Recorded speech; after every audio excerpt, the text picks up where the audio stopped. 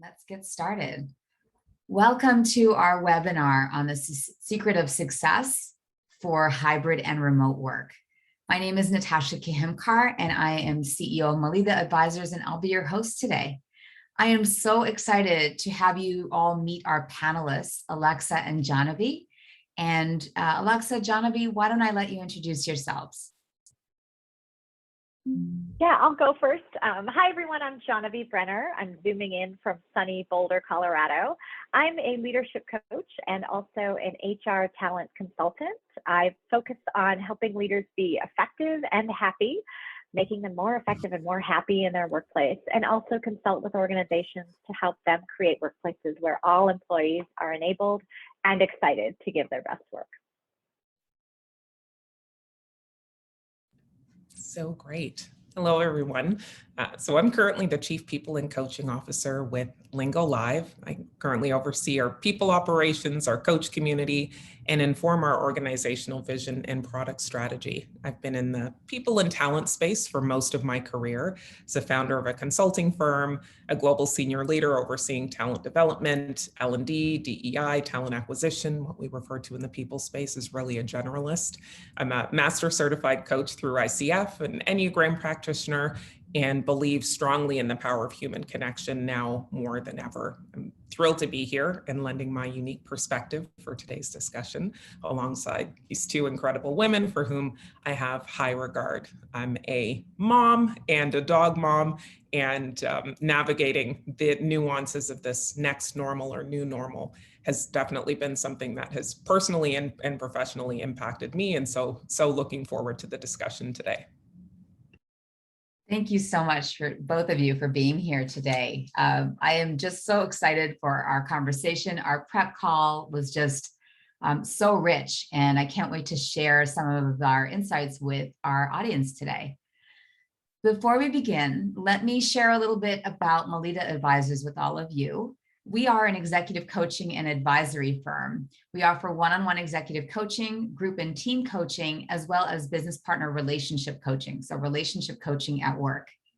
We also offer strategic consulting support in the areas of culture and values, people and talent, and DEI. We also, finally, we offer custom executive and manager workshops, as well as bespoke working sessions to help executive teams through things like integration planning and those unfortunate moments of restructuring or downsizing. It is an absolute pleasure to be here with all of you today. Our topic has gotten a lot of airtime: what to do about hybrid and remote work. And in fact, the genesis of this session was a conversation that I sat in on with a group of heads of people and talent, heads of HR, talking about the logistics of being hybrid or remote. And the conversation really centered on being on the logistics element of it, on vaccinations, on seating charts, the technology that can enable and support those things. A lot of conversation about the tactics of how to make hybrid and remote work. However, there was no conversation about people as humans.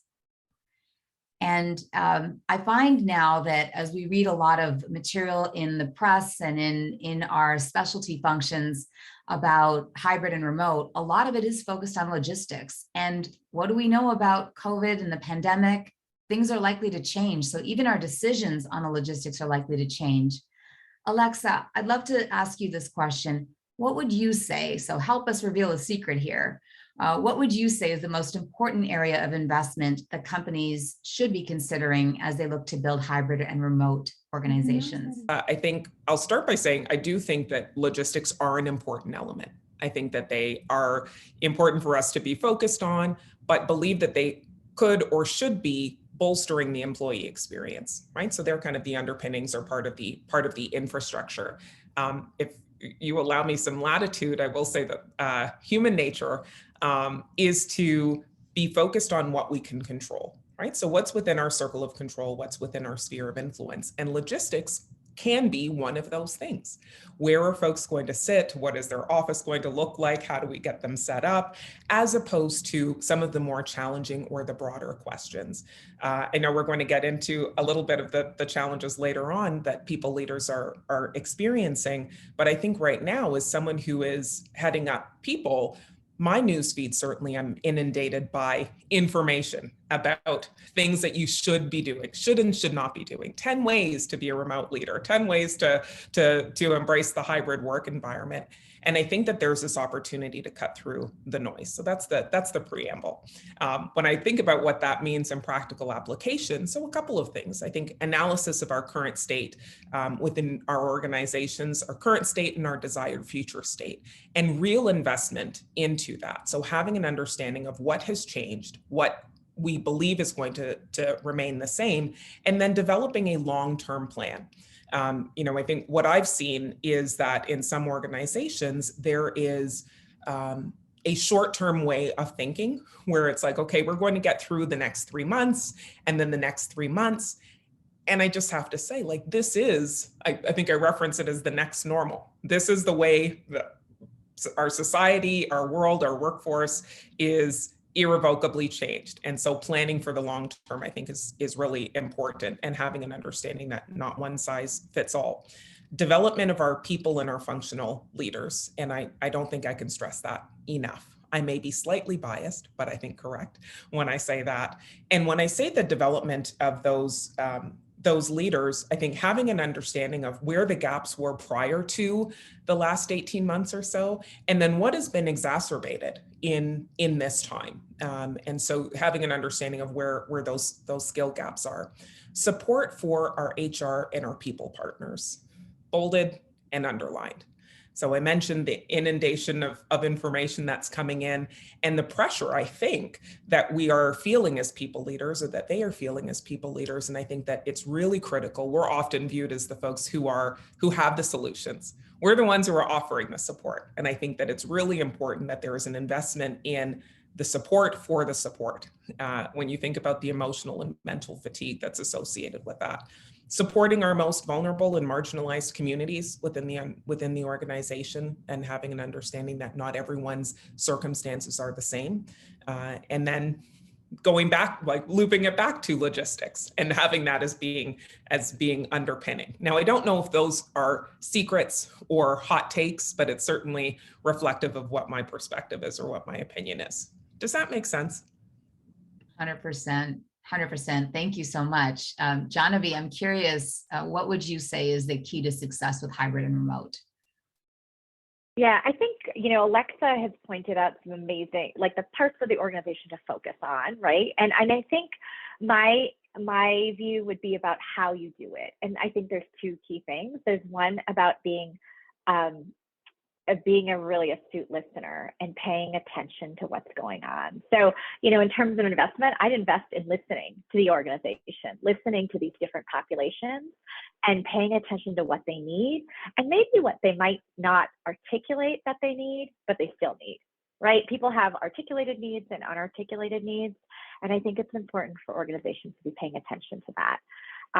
So listening is one. And then I think the other piece is flexibility. So the way that you approach it has got to be different for different leaders, for different teams, for different parts of the organization. And so keeping in mind that one size is not going to fit everyone, and that leaders need to get to an outcome where everyone feels included, where everyone feels engaged and productive. But the way they do that might be different. You as a leader might do this, you might have a happy hour on Zoom. You as a leader might be saying, hey, we're coming in the office on Fridays because that's going to be our collaboration day. And so everyone's going to do it different. I think we have to be flexible to that. And so that's kind of what I would add to what Alexa has said. Yeah, thank you. Thank you for that, Jahnavi. And you both touched on leaders. And I think that managers and leaders are the key to success with hybrid and remote. It's investing in the core. So if you think about your body, there's not a lot you can do without engaging your core, working on your core. You can't even stand up out of a chair, let alone lift anything. To reach for something, to bend over, you have to use your core, and your core is bigger than we think, right? Glutes to upper torso. And this analogy comes to me from a fellow leadership coach named Tiffany Grattan McDuffie. And Tiffany and I were talking about this concept of an organization can't do anything without its core. Organizations can't do anything without engaging their management cohort, right? They are the ones that people interact with the most. They are the ones who are translating strategy and vision to goals and objectives and tasks day to day. In fact, there was a study released by McKinsey. So they released a paper last September called The Boss Factor. And they talked about the fact that relationships with management is the top factor in employee satisfaction. And in fact, it's the second most important determinant of overall employee well-being. The number one was mental wellness, mental health. The second most important one was people managers. And so as we think about that, and I think about, for as long as I can remember, companies have cited skill levels of their people managers as the number one gap that they have, and they've never solved it. And so they weren't investing before.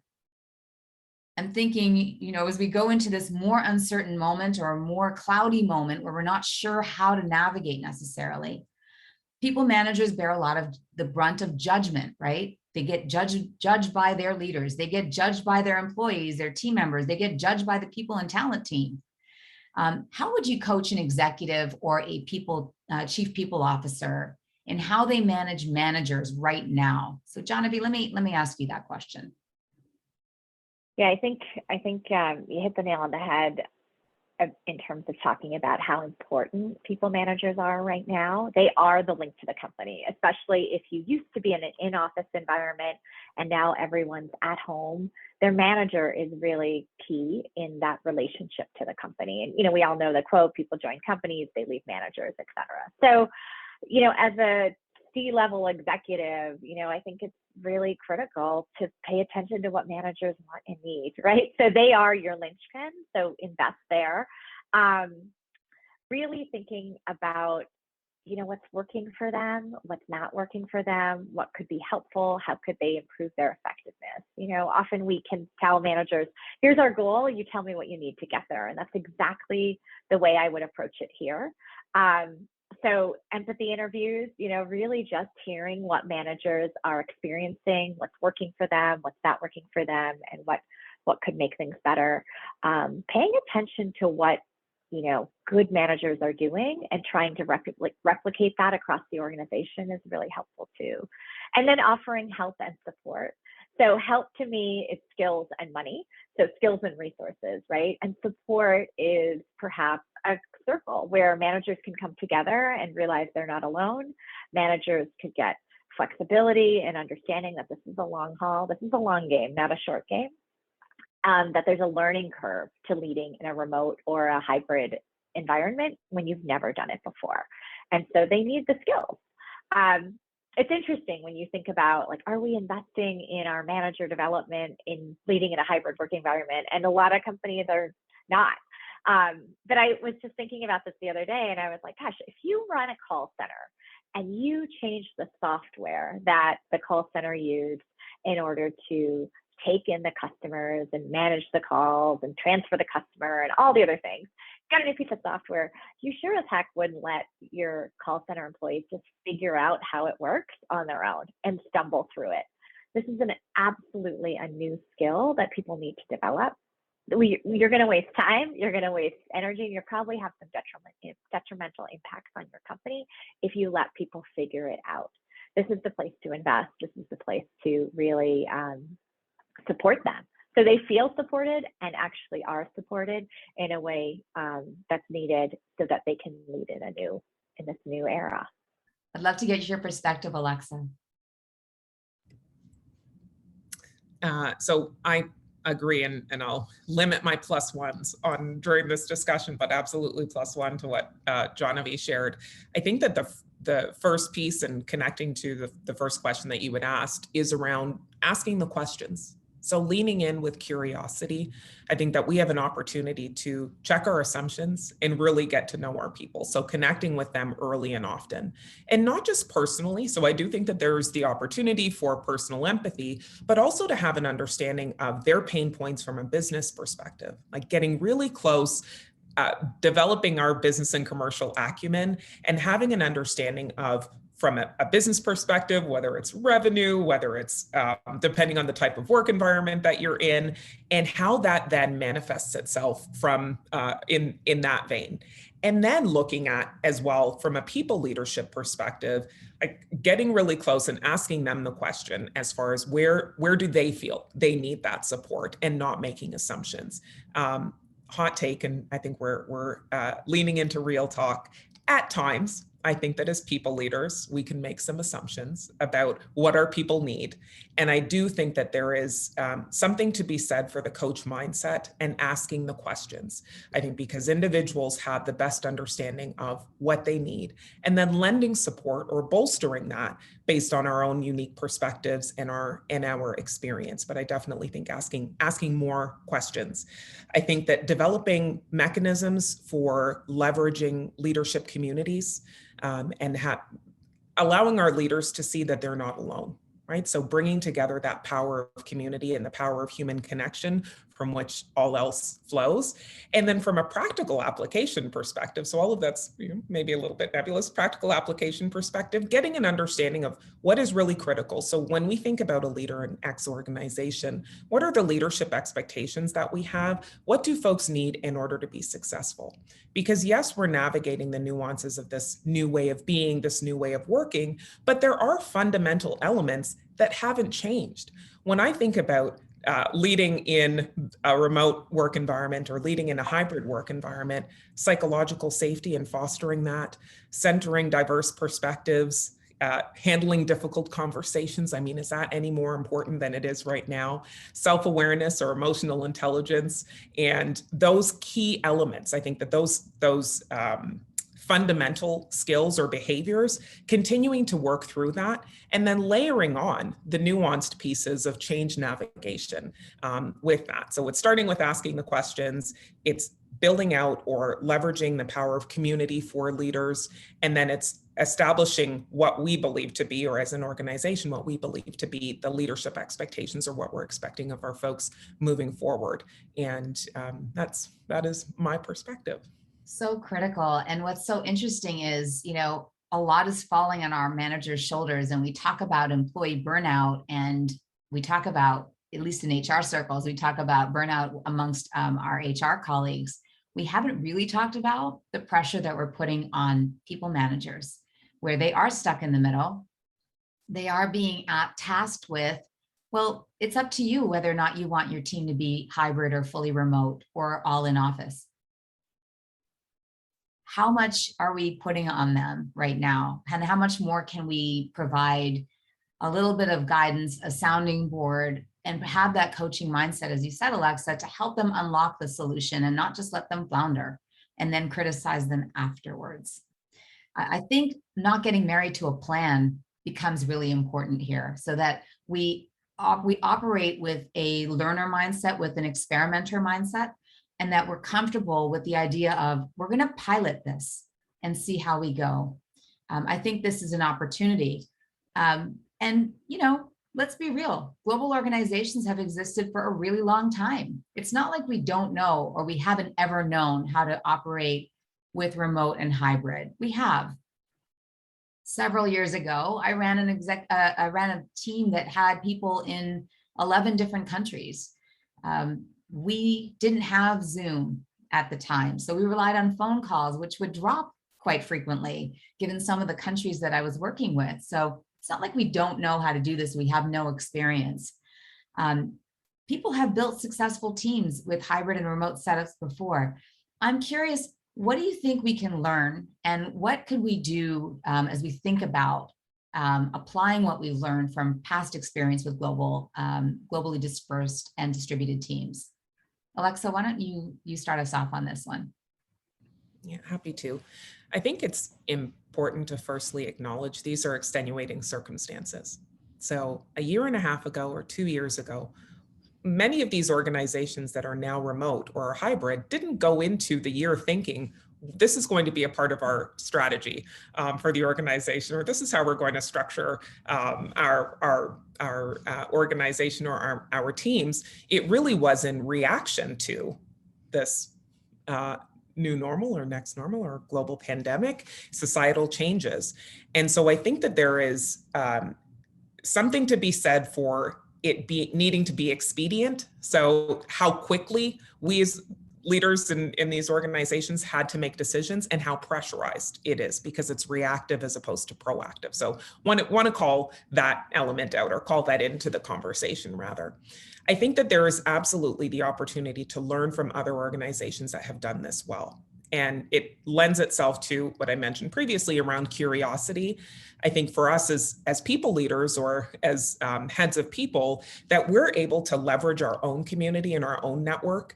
And I think that there's the opportunity to connect with folks who have worked for organizations or have led organizations that have done this well in the past, recognizing that how that looks for your organization, as I said, no one size fits all approach, it's going to be different based on the nuances of your business or of your company.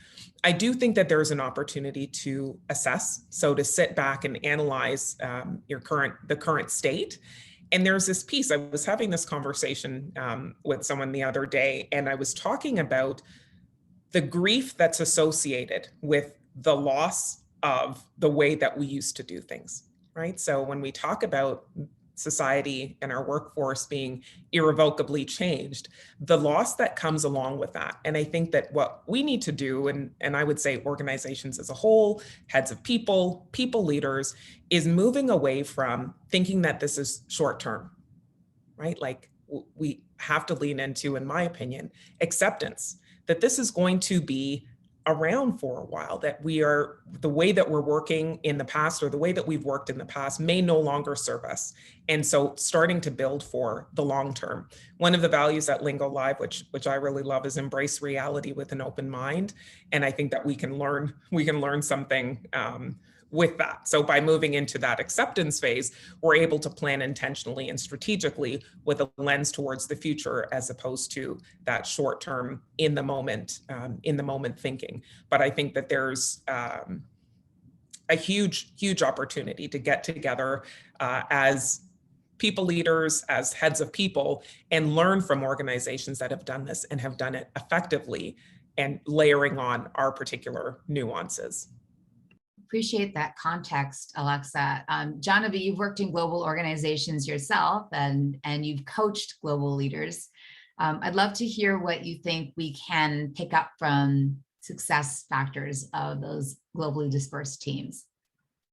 Yeah, I think Alexa makes a great point that the circumstances have changed. So, yes, there's organizations that have been 100% remote or, hybrid before. I was part of a sales and marketing organization with 800 people across the country, and I was co-located with 20 of them. And I was supposed to be their HR partner and really know what they needed. Well, and I did that by the phone, right? I did that through a lot of different ways. But the burden's different, right? I remember last fall, I have a 9-year-old. So last year she was in 3rd grade. They delayed the start of in-person school, and they finally started it. And I was so excited. It was October. She had 8 days of in-person school, and then it got shut down until January. And we didn't know how long it was going to be shut down.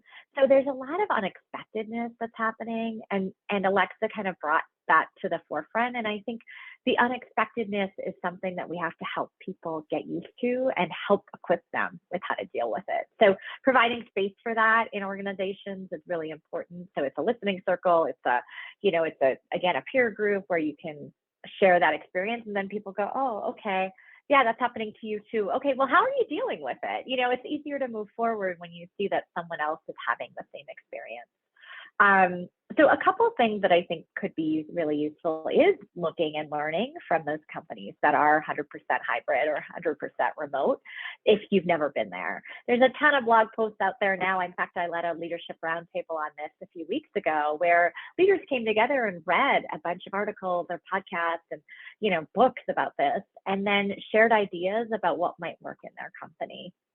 So I think approaching it with curiosity is really important, but also realizing there's something about resiliency that there's something we need to address about resiliency. Maybe it's giving people the skills, or maybe it's providing another support so that they can be resilient in this kind of changing time. Like it's still changing, like it's still changing. So we need to really acknowledge that, validate it, and then support people so they can move forward.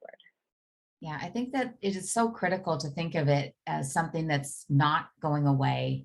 In fact, yesterday there was a guest essay in the New York Times that speaks to this very point. The author quotes Dr. Jeremy Farrar, who is the director of Welcome, which is a global health foundation headquartered in London. And the premise is, if we think about COVID-19 as going away, then we're going to drop our guard and we're not going to make essential investments now. Now, when they were talking about this in the article, they were talking about, the global perspective of what investment might be. Take it to the micro level of organization now and just see what else they say here. Rather than debate how to end the pandemic, we need to debate how to live with it. We have to start thinking, planning, and coming to grips in every way that this is now a human endemic infection and it's never going to go away, said Dr. Farrar. So I share this just as perspective and context for that experimenter mindset, that this is how it is. And as Alexa mentioned, one of Lingo Live's values speaks to that, embracing reality with an open mind, that given that, what might we try? What might we invest in that's different than before?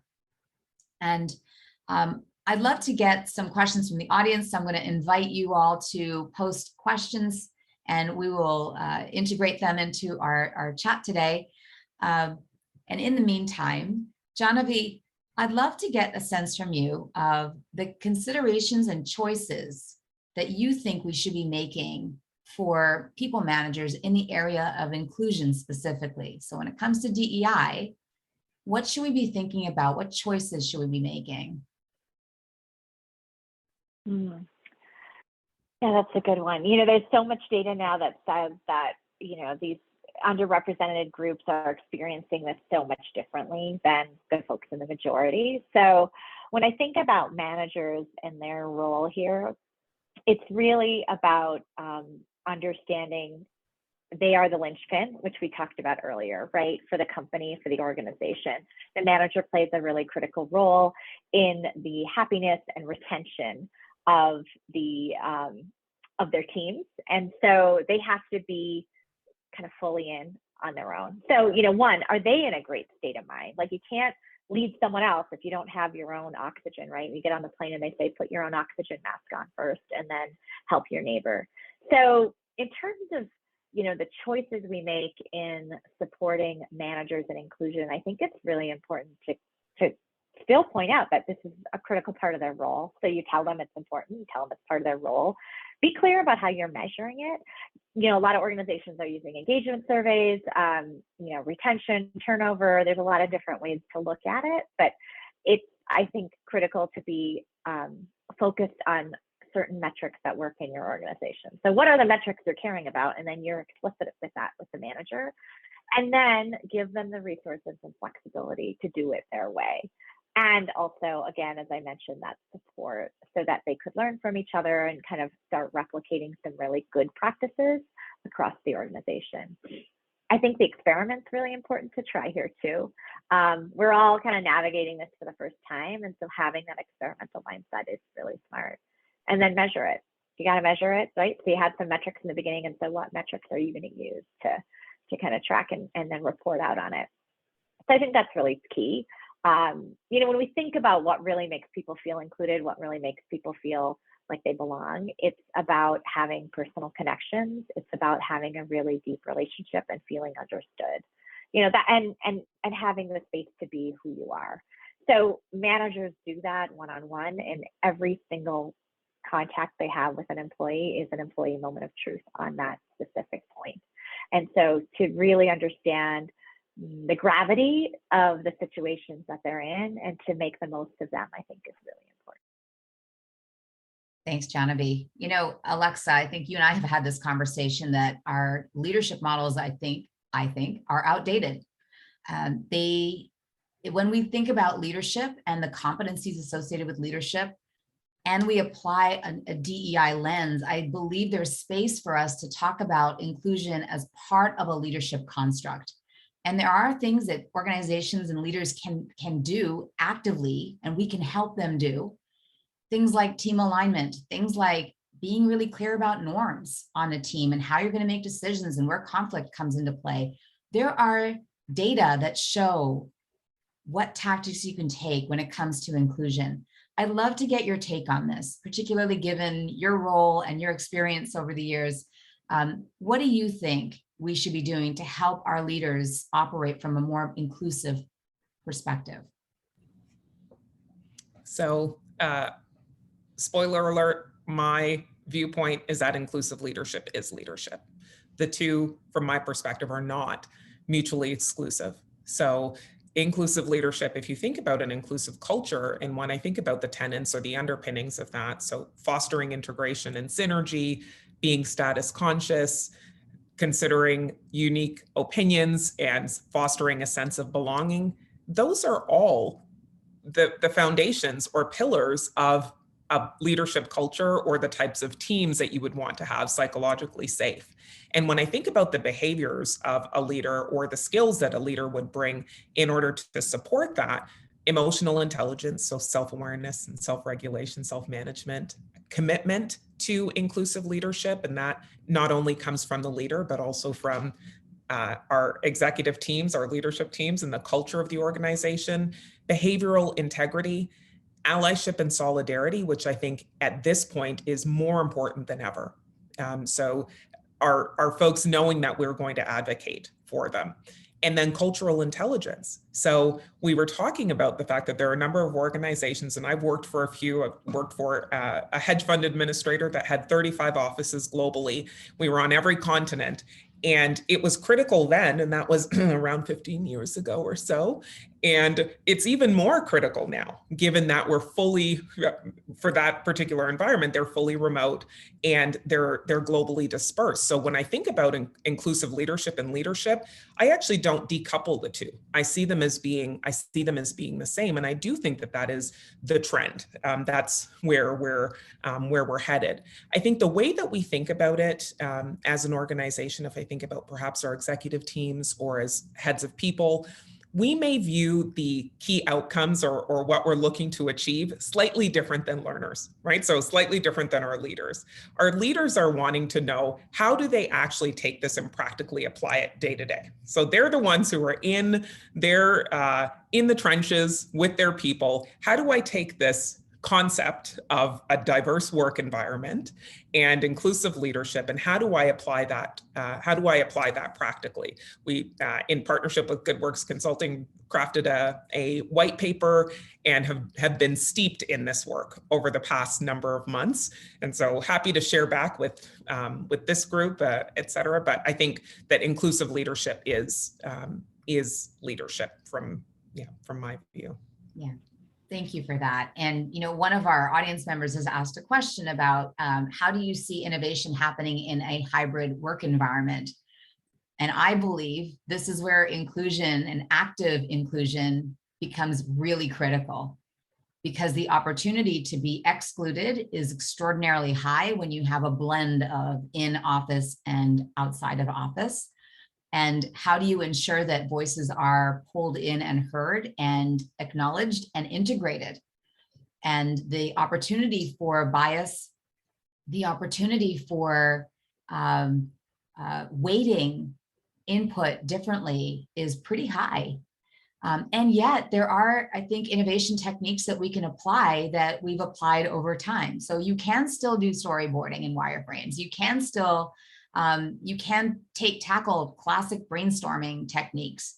The methodology may be different, but it's, from my perspective, it's very much about the how. It's not necessarily the tool, it's the technique and the how that goes along with that is what I think can make a real difference. I wonder, Jahnavi, Alexa, if you have any comments to add on that question from Megan about innovation in a hybrid work environment.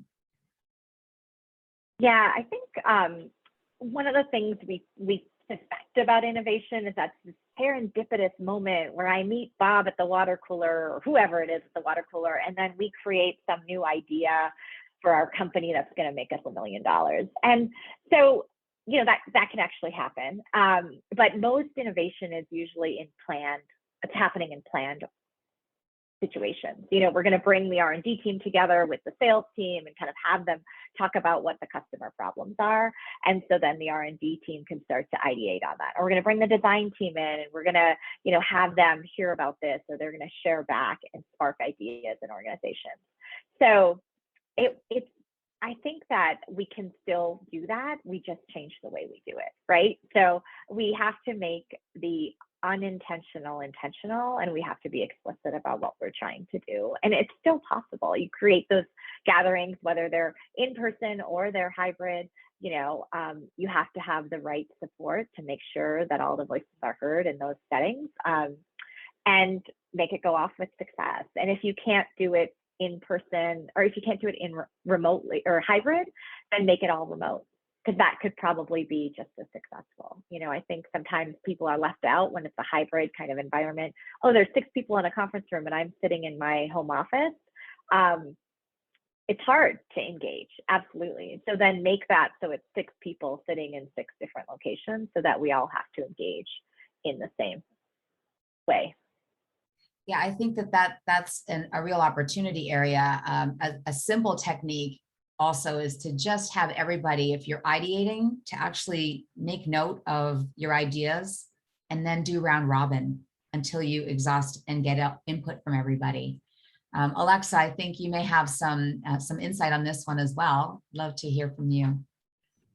Yeah, I agree with the points that Jahnavi made. I do think that defining what innovation in your organization means is important, and recognizing and acknowledging when innovation is happening. I think that we're looking for that big swing or that big moment. And yes, that is innovation, and making adjustments to processes, making adjustments to the way that we work, solving for challenges in a curious or in a creative way. That is also innovation. And I think recognizing that with our leaders and with our people is so important. So finding those moments where we can recognize when innovation is happening is a critical piece, and then defining it for your own organization. Innovation can be a rather nebulous term or a broad term that we use to house a number of things. And I think getting really clear about what innovation means in X environment or with X company, and then providing examples of what that could look like. And then when it's happening, that positive reinforcement, acknowledging it, calling it out or calling it into the conversation. But there are so many tools that are available. So I'm a little bit old school. So I like the Post-it note. You get together in a room and you write it out and you put it on Post-it notes and put it up. And there's Miro, and there are a number of tools that are available for virtual brainstorming. Some of it can be asynchronous, some of it can be synchronous, depending on what really works in your particular environment. But I think that there are the practical tools that can be applied. And then I also think defining innovation and finding the moments to recognize it. I think that those are 2 kind of key areas. Yeah, and there's also the power of video, right? So here's my idea, here's 30 seconds on my idea, and sharing a quick Loom video or something like that, where you're expressing your idea and not just putting a note down. So there are multiple tools that people can use, but I love what you said about recognizing different types of innovation. And I remember when I was working with clients in Japan, we used to talk about big innovation and little innovation, because when we talked about innovation, it was considered something giant, something game-changing, completely life-altering. And we had to distinguish between that and a process innovation or a tweak or adjustment. And I think this is an opportunity for us to really consider what do we mean when we talk about innovation. So I love that comment, Alexa. Thank you so much. One of our other audience members has asked a question about what resources are there to help hiring managers learn to manage remote employees and make them feel valued. So thank you for that question. Can I make a quick point about innovation? Just on a quick aside. I do think that there's an opportunity to empower our leaders, so empowering our managers. So it's almost connected to this question around helping them to feel valued. So letting them in, right? So peeling back the proverbial curtain and saying, here are some challenges that we're experiencing as an organization. We don't have all of the answers. We want to come to you as the people leaders, as the folks who have the best understanding of our business, and let's solve this problem. Let's lean into the concept and the idea of applied innovation. And I think that one shows vulnerability for us as either heads of people or on the executive team. Two, it's empowering our leaders with being able to influence the way that we're doing things. And three, it's kind of pulling that thread of innovation where we're saying we want to look at this in a different way. And I think that there is something very powerful about that, and that may be connected here to folks feeling valued. So wanted to throw that in there as well. So what resources are there to help hiring managers learn to manage remote employees and make them feel valued? I would love to be able to say that I have a blanket approach. I think that there are static elements that we should be applying across the board. So consistent feedback loops, rules of engagement, being able to translate our vision into practical applications. So saying what this looks like for the day-to-day and connecting what folks are doing to the broader mission of the organization. But I also think that this is a unique opportunity for us to chat with our folks and get an understanding of what really motivates them. What do they need in order to feel valued? Because I would hazard a guess that if I asked the question of Jahnavi, if I asked the question of you, Natasha, and the folks who are attending this call, that we would all say something different. So imagine what that would look like as a leader to apply a blanket approach and not having an understanding of what motivates our folks. So I think there is an opportunity for us to, right at the onset, if we're talking about hiring managers, I'm going to make the assumption that this person Joe is chatting about a new hire. Let's talk about that during the interview process. What do you need in order to feel valued? What motivates you? What are the elements what can I provide to you, or how can I support you as your leader for you to understand that I appreciate you and that I value you? I know I have a mixed bag with the team that I oversee now and that I've overseen in the past. Some folks have a strong appreciation for public appreciation and want other folks to public acknowledgement, and others are absolutely horrified if anything is put out in a Slack channel. So the mechanism, I think, is important as well, but I think asking the question is absolutely critical, and having an understanding of what motivates and how these individuals want to feel valued. But in addition to that, it's the communication piece and having strong feedback loops. It's having the rules of engagement and your team rituals, and then being consistent. So when we talk about trust, that credibility, reliability, intimacy, and over self-orientation. And I hope that answers, Joe, does that answer your question?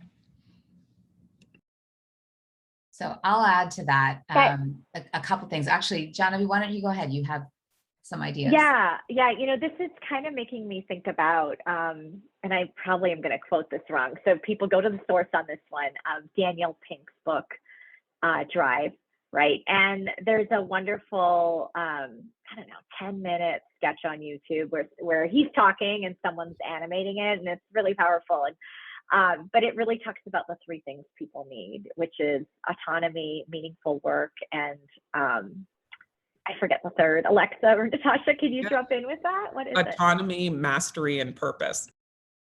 Yeah. So autonomy, mastery, and purpose. And I don't think remote workers, thank you for that. I don't think remote workers are different.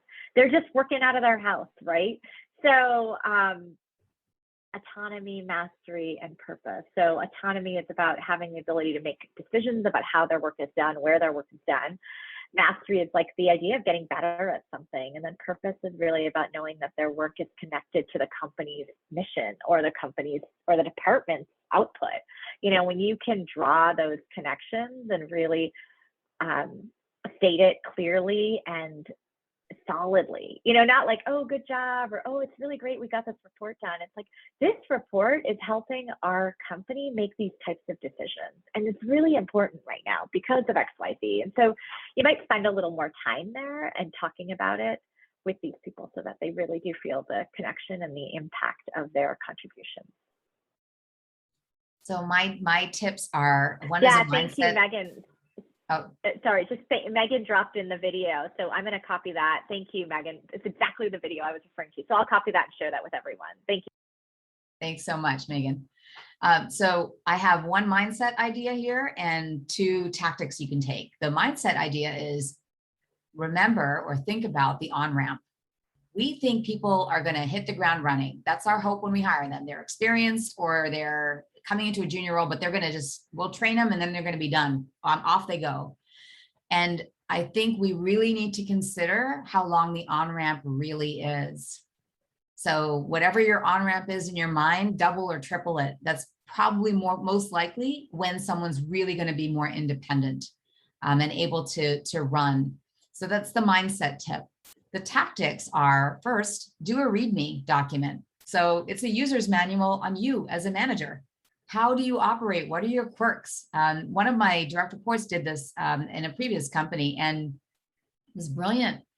And she invited her direct report to actually do the same. So do a README of them. And it just, from a one-on-one perspective, it takes some of the questions or the curious moments out of the picture, and it allows people to address directly, you know, one of the things you said was important was this, and I saw this, like, help me understand what's missing or what's the context that I'm missing here. So that's one tactic, or README.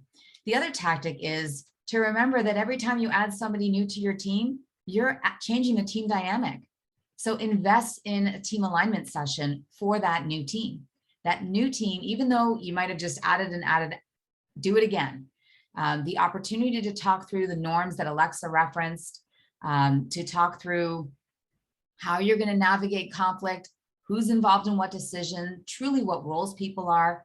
I mean, I think we forget how quickly we lapse into acronyms and we forget to name people. We forget to say people's names.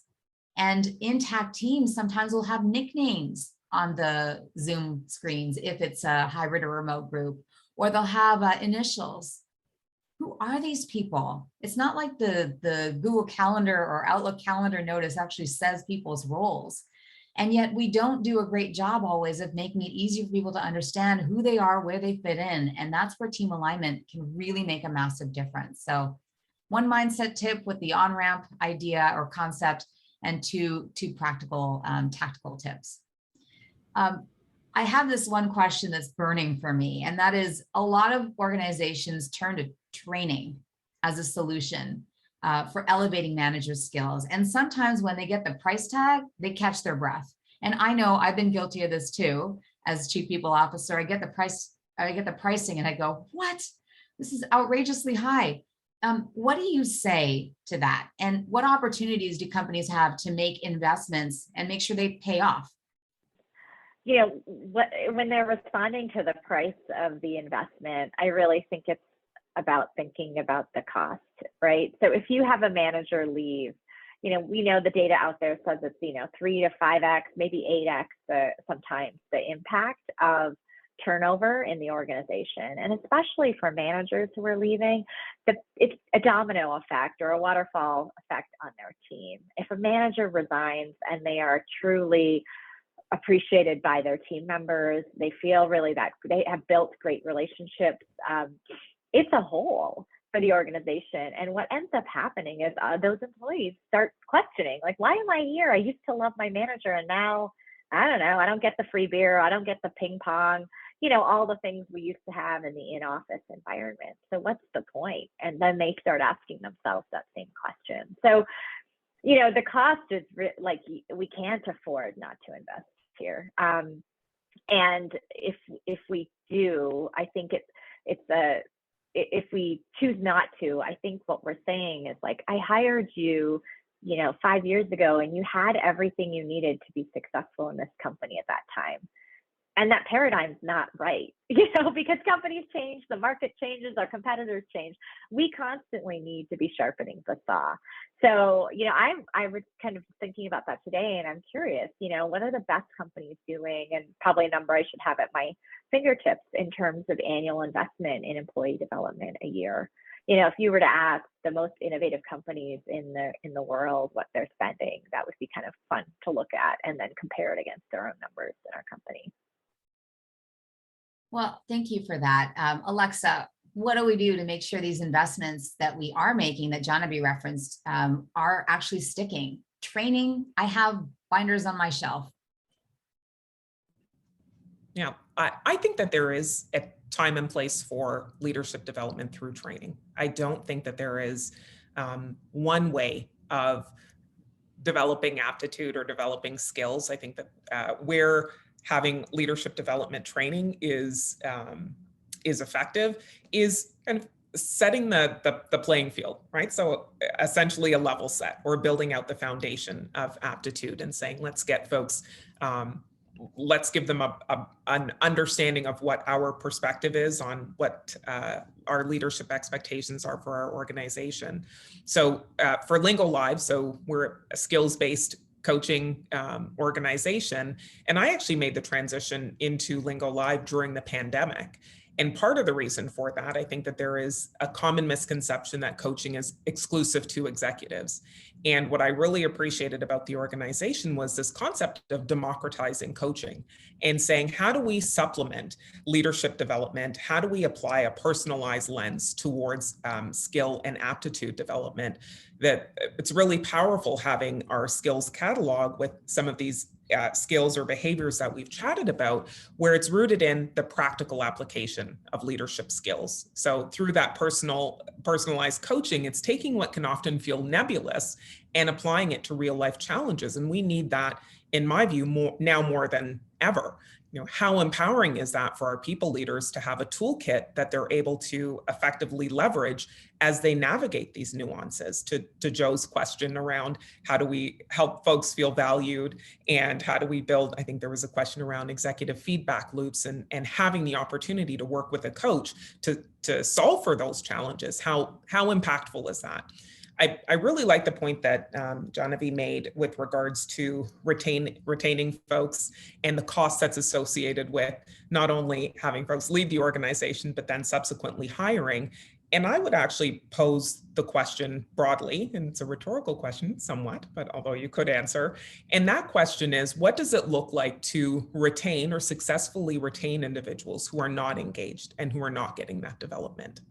From my perspective, there's an even higher cost to that than the individuals who are leaving the organization. As we think about kind of this hashtag Great Resignation and the Great Reshuffle, et cetera, what keeps me up at night are the folks who may be in our organization or in other organizations who are essentially going through the motions, who are not engaged, who are not getting that critical development, and who are staying, and the impact that may have on the organization and the teams that they're leading.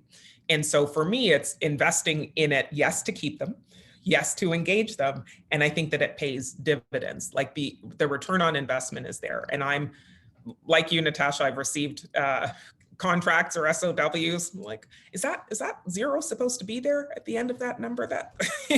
And I absolutely see the return on investment within organizations and the impact that having an exceptionally strong leadership team or a strong leadership team can have on a company, particularly now as we're navigating the changes to our society. Yeah, I think Mita Malik released an article in Fast Company. It talked about what managers can do to stop or be a better manager during the Great Resignation. And she talked about 4 skills: stop micromanaging, feedback and recognition, enabling internal career development, and being open about your own struggles. But the how of doing that, that's the what, right? And she had some great ideas and great advice in the article. How you land that with people, how they express it themselves and do it in their own voice is really not that easy. And so when we throw training at people, it's not enough. there needs to be some conversation with them, with their managers before session, after session. They're also, I believe very strongly in coaching circles. And I know, Jahnavi, you've led some coaching circles with us. And the idea of coaching circles being you give people the space to practice applying what they learn. Then similar with Lingo Live, skills-based coaching, you're not coaching for the sake of coaching. It's not life coaching. It's coaching for a purpose. And I think the opportunity for us when we think about training is to make sure that it's enveloped in the right wrapping paper, that we've thought about the container for learning. DDI talks about having a pendulum swing between proactive, cohort-based, and episodic. So, right, it's based on topic, you release it as a group learning, versus the reactive, more individual and on demand, which is, I need to have a tough conversation tomorrow, quick. What can I study up on to prepare? What's the tool or technique I can apply? And this is where I think the mix of learning modes really becomes critical.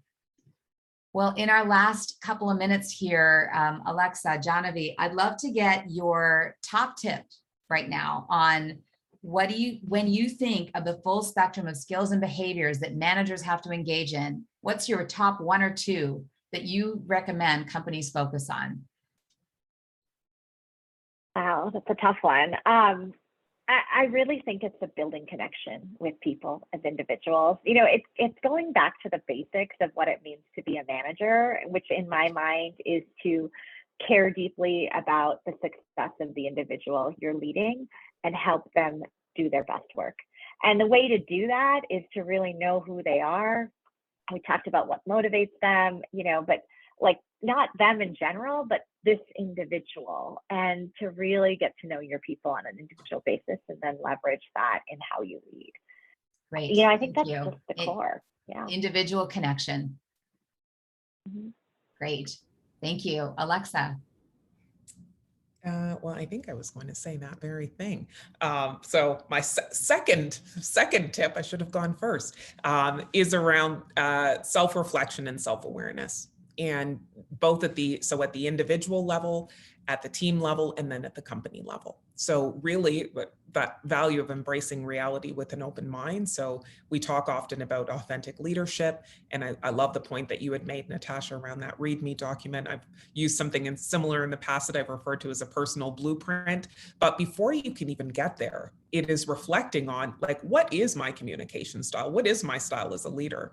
And before that, at the nucleus, it is, who am I as an individual? Who am I authentically?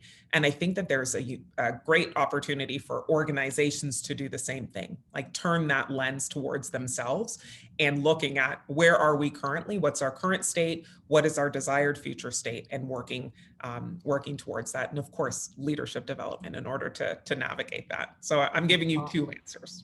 Wonderful. Well, I want to thank you both so much for participating. Thank you so much for our audience for being here. I will just say, if you want to reach out to any one of us, please feel free to reach out to us via LinkedIn. It's probably the quickest and easiest way to connect with us. And we'd love to continue the conversation. So thank you so much for joining today. We really are so grateful to have you all here, and I look forward to having you join us again soon. Thank you. Thank you. Bye-bye.